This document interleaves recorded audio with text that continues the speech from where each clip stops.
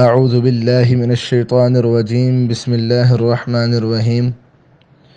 نحمده ونصلی ونسلم علی رسوله الکریم اما بعد فاعوذ باللہ من الشیطان الرجیم بسم اللہ الرحمن الرحیم۔ ناظرین گرامی، سامعین محترم، آج کا جو ہمارا سوال ہے وہ وطر کسے کہتے ہیں؟ جانتے ہو وطر میں ہم روز اللہ تبارک و تعالی سے ایک وعدہ کرتے ہیں، اور وہ وعدہ بھی عبادت کی سب سے آخری ایک رکعت میں ہوتا ہے، جسے دعائے قنوت کہا جاتا ہے۔ دعائے قنوت ایک عہد ہے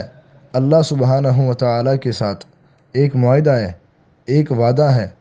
اللہم انا نستعینک، جب ہم نے کہا اے اللہ ہم صرف تجھ ہی سے مدد مانگتے ہیں، ونستغفرک، اور تیری مغفرت طلب کرتے ہیں، ونؤمن بک، اور تجھ پر ایمان لاتے ہیں، ونتوکل علیک، اور تجھ ہی پر بھروسہ رکھتے ہیں،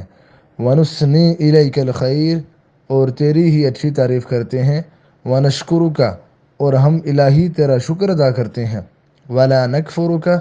اور ہم تیرا انکار نہیں کرتے، ونخلع،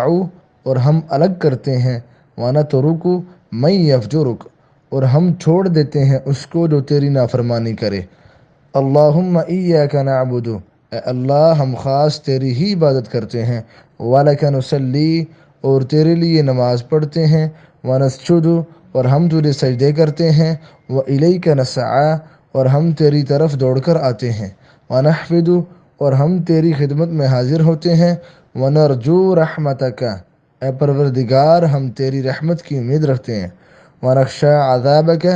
اور ہم تیرے عذاب سے ڈرتے ہیں، إِنَّ عَذَابَ بِالْكُفَّارِ مُلْحِقٌ، بے شک تیرا عذاب کافروں کو پہنچنے والا ہے۔ وما علینا الا البلاغ المبین۔ اللہ پاک ہم سب کو عمل کی توفیق عطا فرمائے۔